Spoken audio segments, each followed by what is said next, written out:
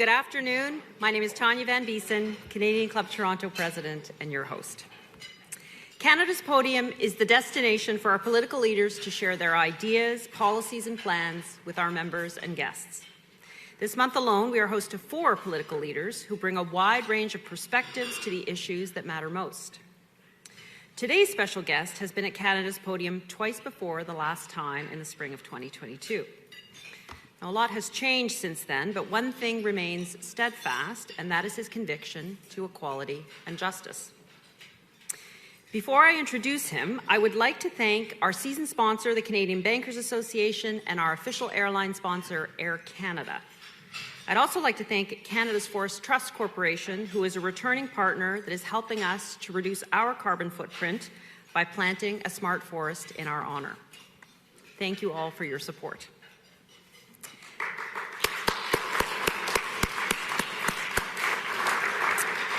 I am delighted to welcome here today students from the Political Science Department at U of T. Thank you for being here, and I'm very hopeful that you will have some great questions.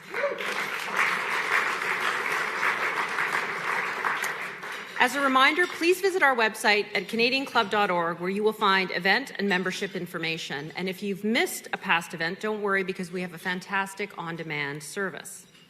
We love it when you like our events on social media, and I encourage you to share your experience on your favorite platform. Now, asking questions is a key part of spending time with our guests. So please take advantage of the opportunity to ask a question today. On your table, you will find question and answer cards. We do it the analog way. So please, I encourage you to ask questions, and our staff will bring those up during the moderated portion of today's program. And of course, for those joining remotely, please hit the Submit a Question button on the right side of your screen when we open the floor for questions. Now, I am delighted to introduce to you today's speaker. His mother is the biggest influence in his life. She grounded him with the values of empathy, dignity, and respect, and she showed him that if one person is suffering, then we are all suffering. Jagmeet Singh's story is similar to that of many Canadians, including me. The son of immigrants who came to Canada to build a better life so their children could follow their dreams. Now he works to ensure that all Canadians can follow theirs.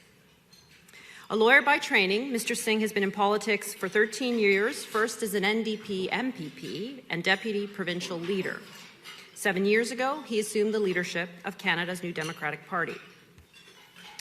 His caucus helped usher in the greatest expansion of universal health care in a generation with the new dental care program and a national farmer care plan, Bill C-64, now in law. He's focused on building a Canada that works better for more of us. Let's hear more from him now. Mr. Singh, Canada's Podium is yours.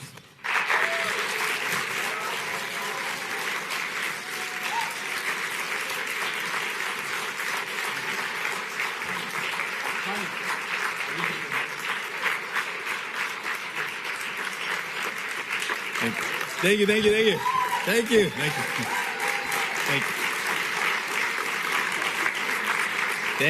Appreciate it. Thank you so much. I appreciate that there's so many folks in the room today. I know this is probably the hottest ticket in the city, in Toronto. So I'm glad that there's so many folks here. I want to talk to you about the Canadian dream. And I believe very strongly this is the dream that we want for ourselves, for our kids, and our neighbors. And it's to live a good life, to have a home that we can afford, where we feel safe, a good job with good wages and good benefits. We want lives that don't leave us exhausted and worried, with enough time and energy to play with our kids. Many Canadians face a future right now where no matter how hard they work, it doesn't matter how hard they're struggling, life just won't get any easier.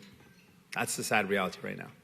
Economists talk in terms of slow growth, that Canada is falling far behind other countries in measures like productivity. These are real problems. And for Canadians, on top of that, economic uncertainty adds to a list of crises that we're faced with right now. A housing crisis, that means it's impossible to find a home that you can afford. Rents are continuing to rise. A climate crisis that is destroying people's lives. a crisis in healthcare where we simply do not have enough people doing the hard work of taking care of each other. A generation of young people who are not only facing higher unemployment, worsening mental health, but also a future where they will be less prosperous than their parents. Solving these crises is urgent, and it is the work of government. First of all, let's talk about what won't work to solve these crises. The old formula of cutting taxes for large corporations and the super rich in the hopes that they will instead invest these profits into growth and productivity simply will not work. It has been proven not going to work. And for evidence, many corporations, many large corporations have seen their average profits double in the years since the pandemic. And despite that, the fact that they're making more money than ever, investment by these corporations is simply not growing. Corporate profits instead are finding their way into shareholders' pockets, into CEO bonuses, and into bonuses instead of higher wages, better technology, or more skills training. You cannot build a growing economy by giving those that have the most an even bigger share. You grow an economy by investing in those who do the work, not those who make the profits.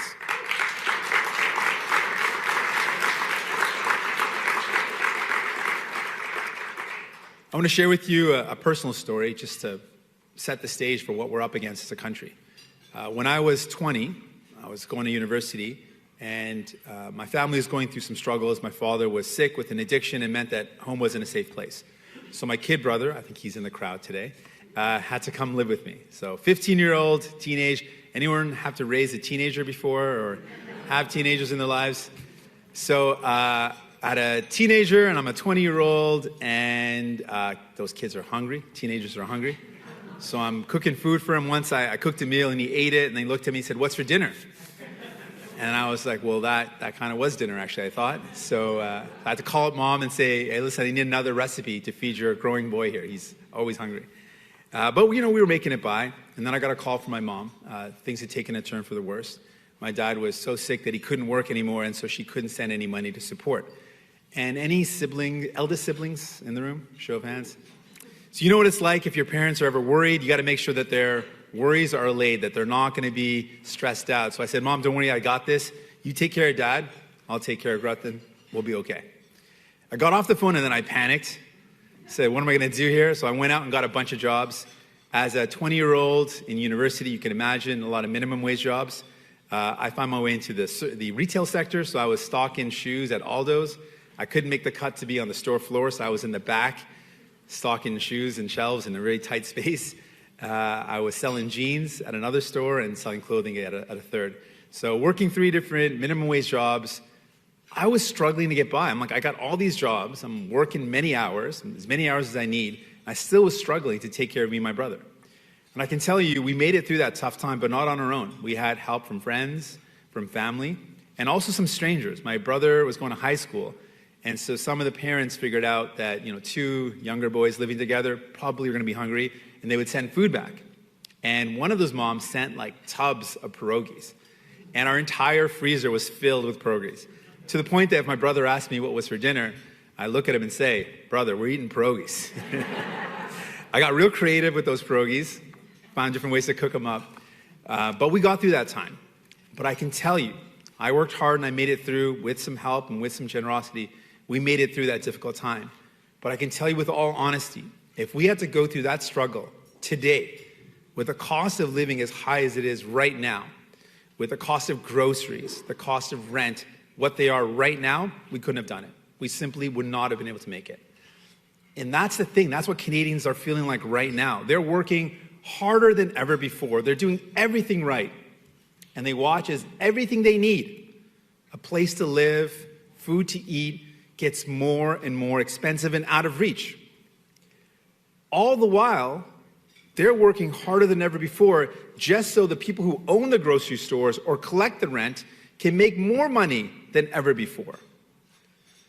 And people feel, and are right to feel this, that their governments have failed them. They've failed to do the biggest job that our government has to do, to fight for people, not the powerful, not the bosses, but everyday people.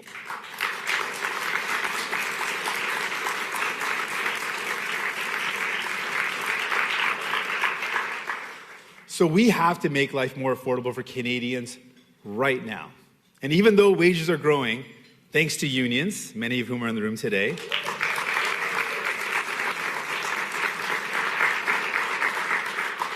we know that with inflation, though, and higher interest rates, it still means that Canadians are falling behind despite that. So today, I want to make a commitment to Canadians. New Democrats are going to give you a break on your daily essentials and monthly bills. We are going to take the GST off of everyday costs, like heating, your home, your cell phone bills, your internet, food that you buy at the groceries, and your children's needs. We will...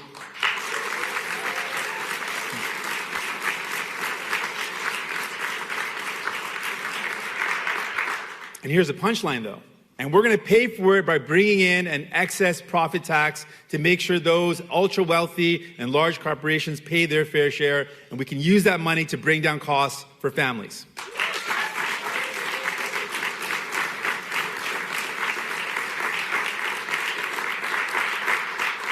We're going to make the CEOs pay for it.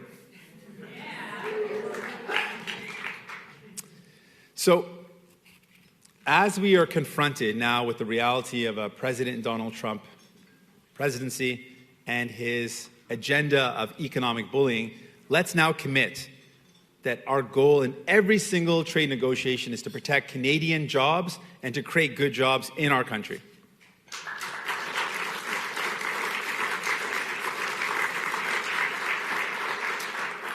We can make sure that every job is a good job that pays the bills. And to do it, we need strong unions. Let's be very clear, it can only happen with strong unions.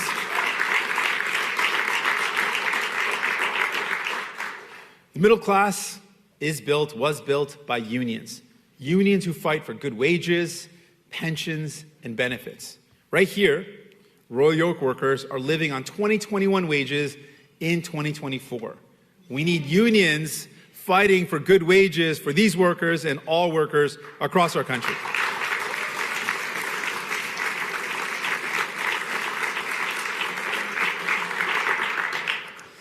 Canadian workers have the skills and put in the effort to be the best in the world. They need a government that gets up every day to fight for them. That's what I will do as Prime Minister. We will make more of the things that we need right here in our own country. We will find markets all over the world for our exports.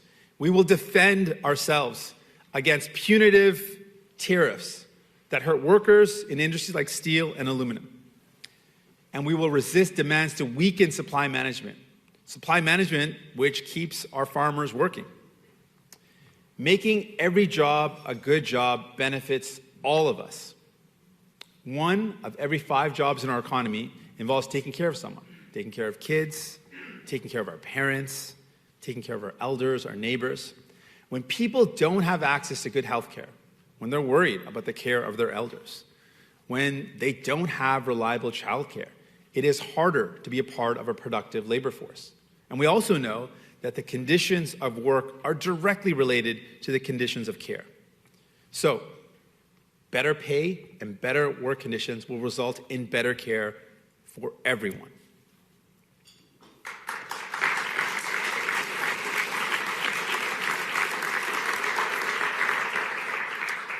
When I talk to small business owners, they often tell me that not having adequate housing for workers is the major barrier they face when it comes to growth.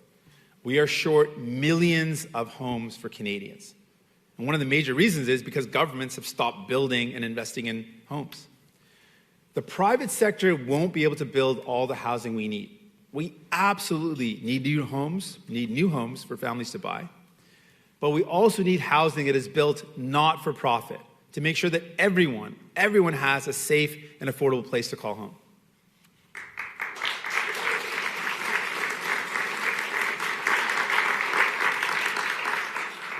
Doubling our community housing stock will increase productivity by up to 9.3% and boost Canada's GDP by $67 billion. And while we must build new homes, without a doubt, we also have to keep the homes that are affordable from being sold off. A practice that we're seeing far too often across this country that results in longtime tenants getting kicked out and rent going up for everyone. Policies like the one being introduced by our incredible Mayor Chow to protect tenants from rent evictions are essential. In fact, a new Democrat government would make it a condition, a requirement of federal funding to cities for housing and infrastructure to ensure that these policies to ban rent evictions are in place.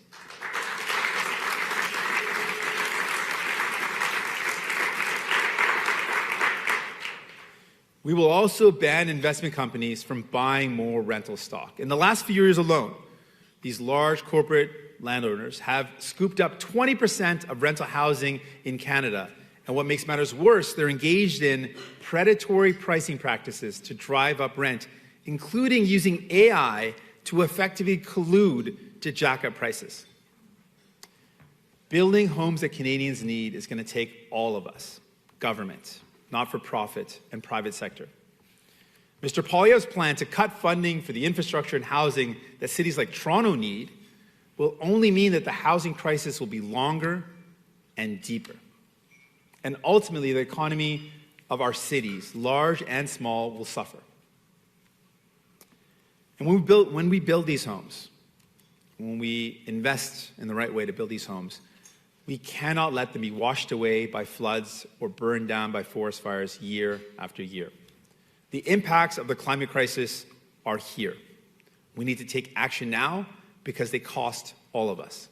By 2025, climate impacts will be slowing Canada's economic growth by $25 billion annually. That's half of the projected growth in GDP. Every dollar we spend protecting communities from extreme weather saves us money. Fighting climate change with homes that are heated and cooled by electricity, public transit that gets us to work efficiently, safely, and comfortably, and renewable energy projects that produce the power that we need for our economy, these are the investments that fuel economic growth.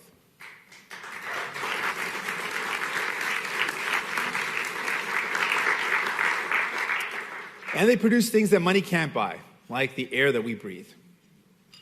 This is how we can have a growing economy that benefits everyone, not by cutting taxes for the wealthiest, but by investing now in solving the crises that are costing Canadians, by giving you a break on your monthly bills, taking the GST off of your daily essentials, from kids' diapers to cell phone bills, from home heating to food at the grocery store. Building an economy where we take better care of one another, where every job is a good job, where everyone can afford a home, and where we are protecting Canadians from the threats of the climate crisis. We're living in dangerous and uncertain times. But I believe that working together, Canada can succeed. We can find the solutions for our problems. And the result will be the good life that we want for ourselves and for everyone around us. Thank you. Thank you. Thank you.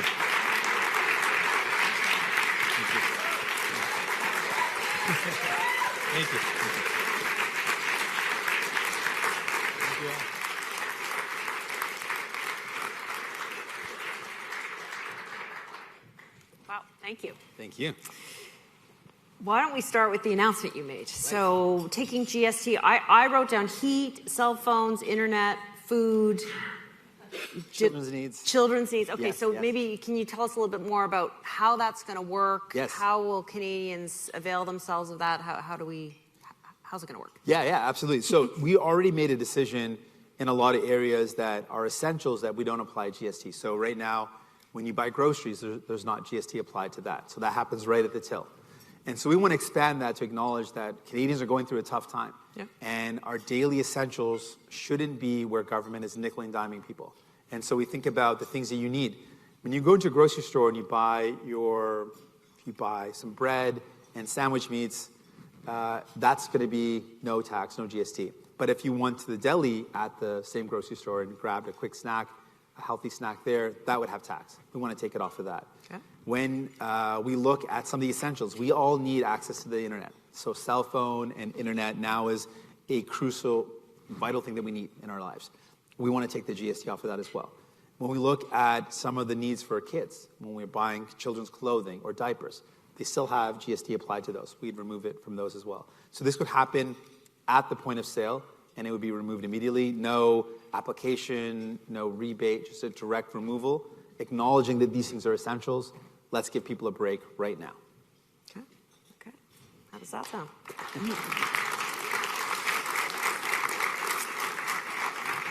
I suspect we might circle back to a little bit of what you've just shared, but let's talk about the supply and confidence agreement. Sure. You got a lot done. You had tremendous influence.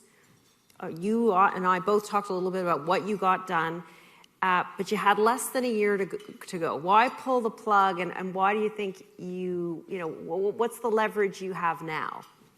When I think about what this meant, like when I think about why we did it, I think about some of the people that I met.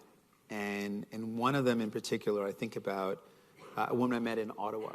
She was a senior on a fixed income. And I met her at Dr. Lee's dentist office. And she said to me, her name was Susan, but she insisted I call her Sue. And she said that I just beat cancer. I'm a cancer survivor. And one of the risks that I knew is that it might impact my teeth. And so she lost almost all her teeth. And she had some of her roots were exposed. She was in rough shape. And she said she had a picture with her of her smile. She had this beautiful smile. And she said, I just want to get my smile back. And I got the dental card in the mail, and I thought of it as my gold card. And I was really, I held it close, but I was nervous that when I went to use it, it wouldn't work. You know that feeling when you have something great, and you're like, if I go to try to use it and it doesn't work, my hope is gone. Mm-hmm. So she really hesitated. And she finally worked up the courage and said, I'm going to try to see if this actually works. So I was at the dentist's office with her for her first visit, and she asked if she could get her smile back. And the dentist and the denturist in that office looked at her and said, we're going to get you your smile back. And she broke down in tears of joy. That's who we did it for. We did it for Sue. Yeah.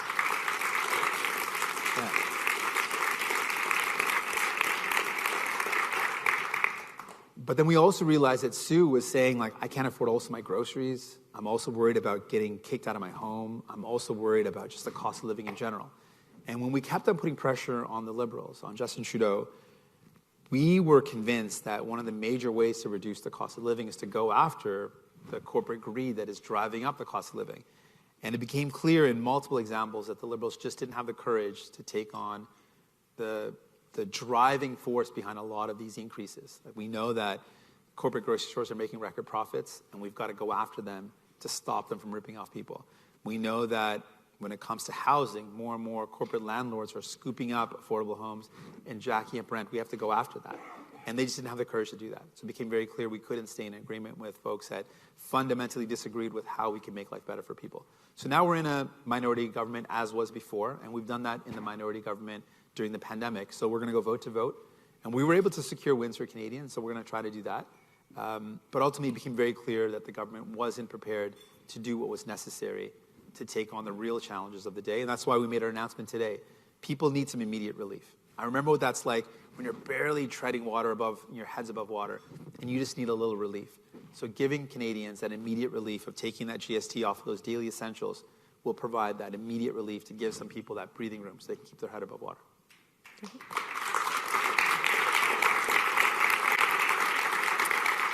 You have already touched on a key policy area in terms of affordability. Talk to us about other policy areas that you're focused on in the short term and into an election cycle. Well, one of the proposals we put forward around affordability of grocery prices was putting in a price cap. Now, a lot of folks were worried about a price cap as a strategy. Some economists have questioned whether this would be legitimate. But we really leaned on the work of Isabel Weber, who first proposed this idea of a price cap and was challenged, was attacked for coming up with this idea. Mm-hmm. And then subsequently, one of the critics was a Nobel laureate from the United States who said this is a bad idea. A year later, she presented the evidence that a lot of the driving force behind the high cost is the fact that big corporations are just increasing their prices. So we need to impose measures to bring down prices. And that Nobel laureate who first critiqued Ms. Weber has come back and apologized and said, in fact, her ideas are sound. And so we absolutely agree with Ms. Weber that we need to put in place some price caps. We propose doing that in grocery stores. Okay. For our essentials, for our daily essentials at the grocery store, we need price caps on those essential items. This is something that France has done to effect, and they've brought down prices significantly with this policy. So that's an idea that we'd want to bring into Canada. On the housing side of things, I talked about a couple of the policies, banning large corporate investors from buying up affordable homes. Yep. We propose measures like having an acquisition fund, a fund that allows not-for-profit groups, community groups, even potential cooperatives to buy the buildings they live in to keep them affordable instead of allowing a big corporate landowner to buy it, rent-evict the tenants, and jack up the rents. So these are some of the policies that we're proposing. Real bold ways to take on the actual reasons why costs are going up so much. Okay. You touched on it in your remarks, the productivity issue. The U.S. election is now decided. Trump's talking about tariffs of 10 to 20%. Canada has, to this point, not been excluded. Elon Musk muses about whether Canada is dying. And Carolyn Rogers, Senior Deputy Governor of the Bank of Canada, has named our productivity issues an emergency. So tell us about your growth agenda for this country. What is going to drive our productivity? What's going to drive jobs? What's going to put us back to where we belong? Well, I outlined some of those areas. I feel like first we have to acknowledge that the past approach to economic growth was a very simplistic measure. People might talk it up, but it's really a simplistic measure and often a conservative approach, which is to cut taxes. Yep. That seems to be the panacea for any sort of economic woe, cut taxes on large corporations, and that's going to, the idea was, spur economic activity because those companies will use the excess profits to reinvest into new factories or better training or better technology. This has been categorically proven false. We know this is not true. When you cut taxes for big corporations, and we've seen them make big profits, they use those profits to pay out their shareholders, to increase dividends, to put more money into CEO bonuses. They do not reinvest. So we cannot rely on that as an economic model to increase productivity. It doesn't work. The proof is in front of us. So we're proposing, let's address some of the crises that are actually creating the productivity challenges. And I meant it when I said I've spoken with many chambers of commerce across the country. And small businesses, medium-sized businesses tell us their biggest barrier to recruiting new employees into their businesses to create the growth that they need is that they cannot find housing for the people that want to come to work in their companies. And that's a barrier that I hear again and again. So addressing the housing crisis is a productivity measure. It's going to improve productivity by giving places for people to live so they can work in those settings where there are opportunities to work. The care economy is an incredible opportunity for productivity. There are folks that we rely on heavily to provide care for our kids, for our seniors, for our elders, for our parents, for our neighbors. And the care economy is one that's been neglected. These are folks that are doing incredible work but don't get the compensation that they deserve for that work.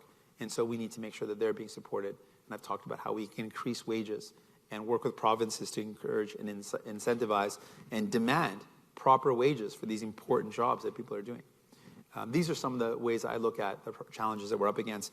Let's address the climate to create the environment for a better productivity by addressing the crises that Canadians are living with.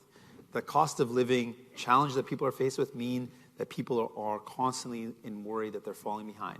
Yep. The more we can bring down the costs, it's going to allow for people to be more productive as well. So all our measures are about putting the emphasis on people instead of the past and clearly disproven tactic of giving all the advantages to those who already have all the advantages. I want to bring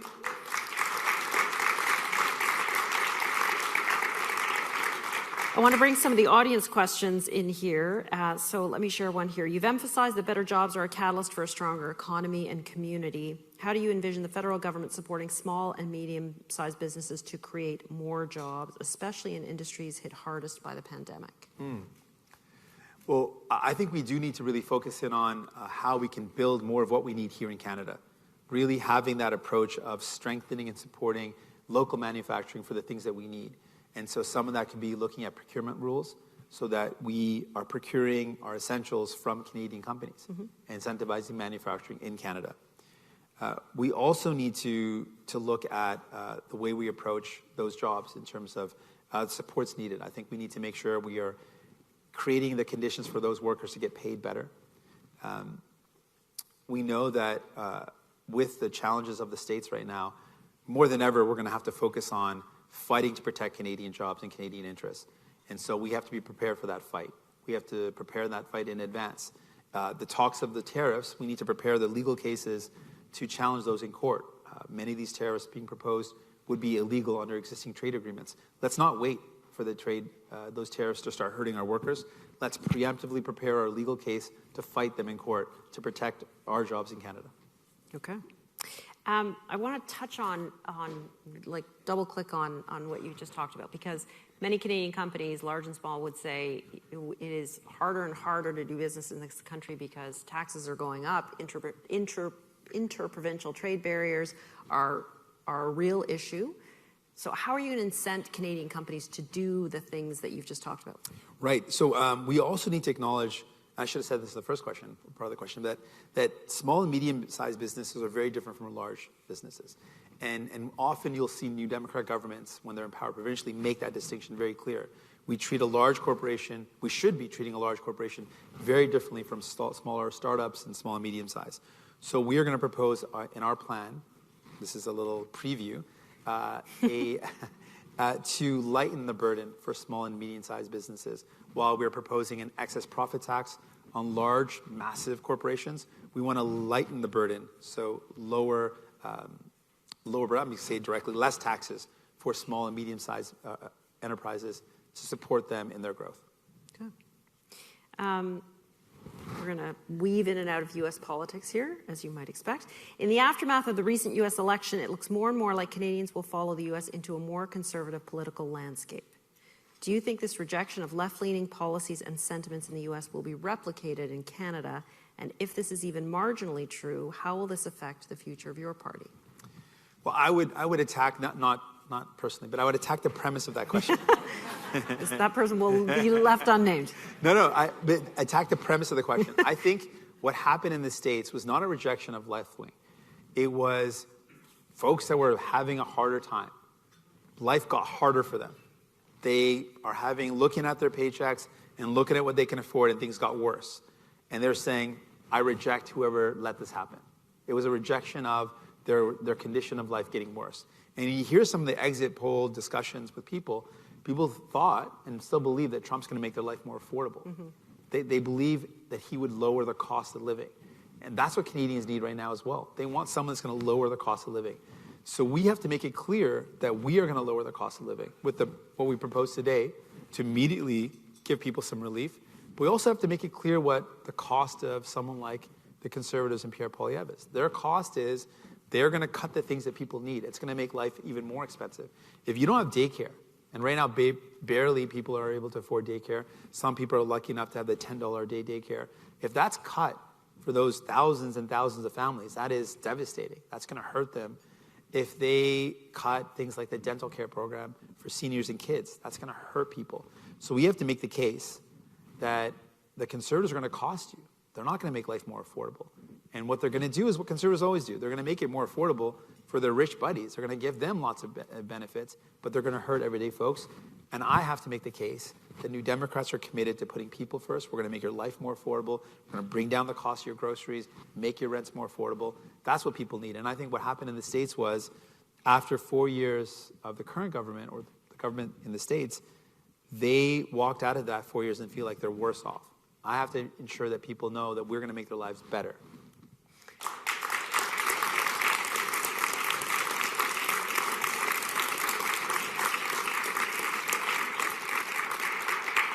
Very hard to disagree with what you just said, so I won't. But you're in a tricky spot because your political opponent in the form of Pierre Poilievre doesn't seem to be a friend to big business either. He's sort of trying to thread a needle that I think he's pro-worker, he's not pro-business. So where does that put you in terms of finding the space to communicate that to Canadians? I got to be blunt and tell people that he's lying to them, right? Like, he's lying. The reality is, and he's doing a good job of it, though. Like, I'm not going to deny that. He's doing a great job of lying. And so I got to make the case that, like, look at who he really is and look at what he's done throughout his career. He's someone that has been a politician since his early 20s. And every step of the way, the decisions he's made have attacked working people. And so we have to show people what he's really about and who he's really in it for. This is a big uphill battle. I'm not going to say in any way suggest that this is easy. We're up against lots of money. We're up against a big, kind of almost feels like an insurmountable challenge. But I've been told that my whole life. Like, I was told that I would never win as a New Democrat in the entire Peel region, which had never voted for an NDP at any level of government. And we made that happen. I was told I couldn't become a leader of a national party. We made that happen. So now we're up against a big challenge. I'm not in any way diminishing that challenge. But our challenge is to show people what they kind of already kind of feel about conservatives, that they cut, and those cuts hurt. And I have to show them that we also are going to acknowledge that they're struggling right now. We're not going to ignore their pain, not ignore their anger, and say, you're right to be angry. Government has let you down. I'm not going to let you down.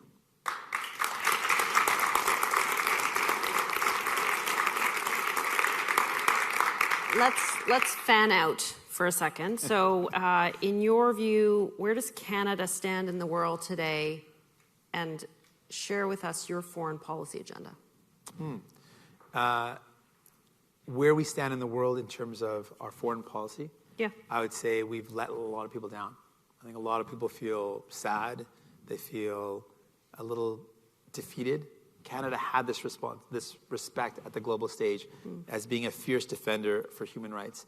And that has been eroded over the years. And I feel like people look to our foreign policy and see that we're not taking the stance necessary to stop a genocide from happening in Gaza and feel really hurt by that.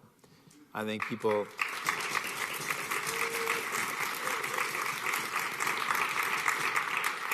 see us not taking a strong role in pushing for peace and diplomacy as solutions to the crises we're up against on a global stage. They see that we're not doing our part to invest in development internationally and supporting countries that need that support as well. So I think we've let down a lot of people, but I don't think we're stuck there. I think we can turn those things around. I think we've taken really strong positions to say people in the Middle East, people in Israel and in Palestine and in Gaza deserve to live with peace, dignity, and respect. And we're going to continue to be that voice pushing for a better future.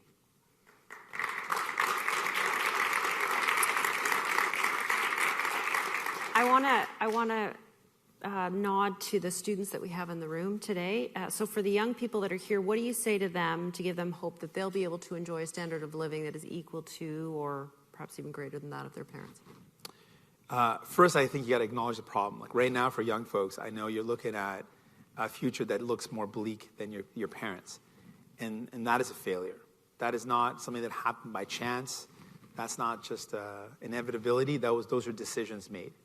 Decisions that prioritize rich developers and rich investors making money off of the housing market rather than making a housing market that ensured that you had a home. That was a decision. That was not, again, by chance or by accident. That was because of policies. If decisions that were made got us into this mess, decisions that we make can get us out of this.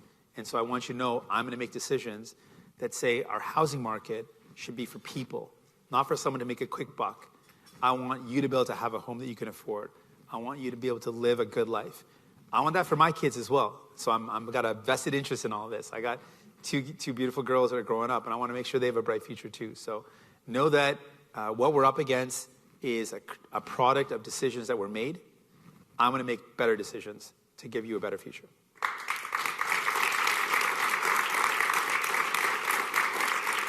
I'm told that we only have a few minutes left. So in those remaining minutes, I want to do a lightning round with you. Okay, let's do it. So please give one word or very brief answers. Okay. How many hours of sleep do you get a night? Ooh, not very many. I'm high energy and I sleep very little. Folks will attest to this. I think James, who's my EA, will let me know. We'll be like, I don't understand how this even functions. But yes, I sleep very little. Maybe like less than 6. But I don't brag. I mean, so I'm bragging about that. It's bad for your health. You should sleep more. It is not necessary. I just like do that thing. You know that thing I'm giving you, it's not lightning round. Super long. But you know that thing where like when you don't get enough time for yourself during the day, and then at night you want to make up for it. So I try to read, cook food, go to the gym, like do like 12 other things at night where I can squeeze those. So anyways, that's why I don't sleep enough. Favorite living Canadian politician you cannot name yourself? Wob Canoe, let's go. Okay, Wob Canoe, all right.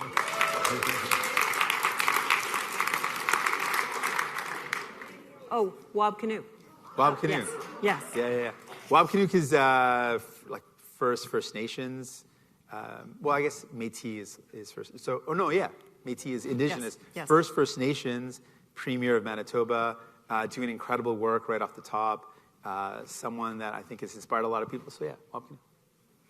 Live in the official residence in Ottawa, yes or no? In the official residence in Ottawa. Well, one is condemned. So it's like a trick question. Oh, okay. So Fair. the Sussex one is condemned. So no, probably wouldn't live there. But in the other ones, like if I'm so honored by the people, I'll live there. Nickname given to you by your parents?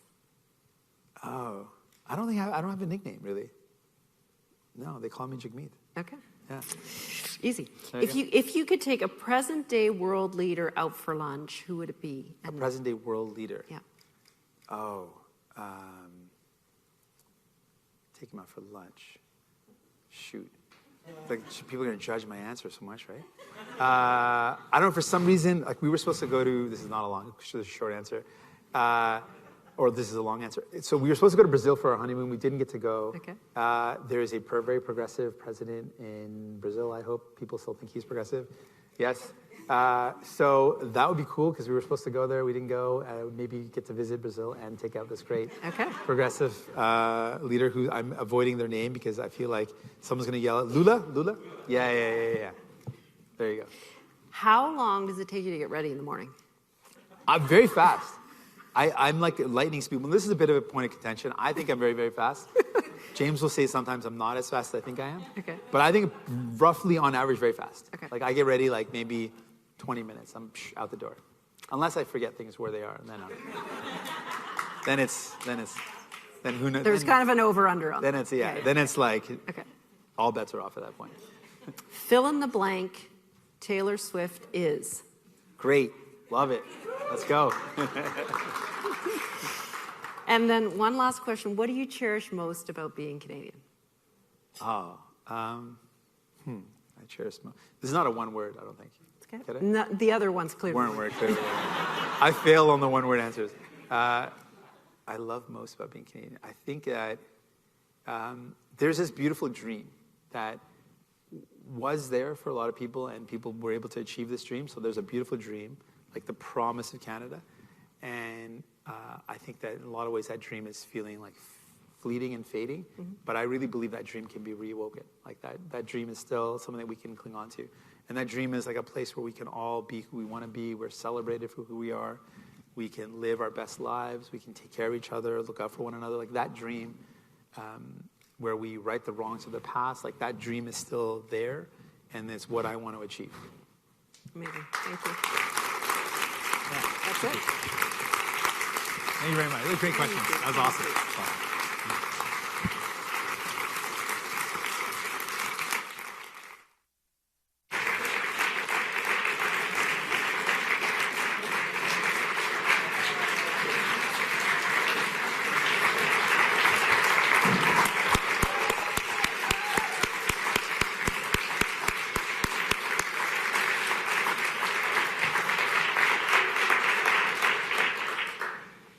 Mr. Singh, Jagmeet, on behalf of the Canadian Club of Toronto, thank you so much. Thank you for sharing your vision. Thank you for indulging me in the lightning round. Your dedication to creating a fairer country is very clear. It's very passionate, and your words give hope to a future where all Canadians can thrive and where this country can grow, so thank you. We are grateful for your commitment to addressing the challenges that our nation faces, because we do have them. And for advocating on behalf of every community, and in my view, your mother taught you well.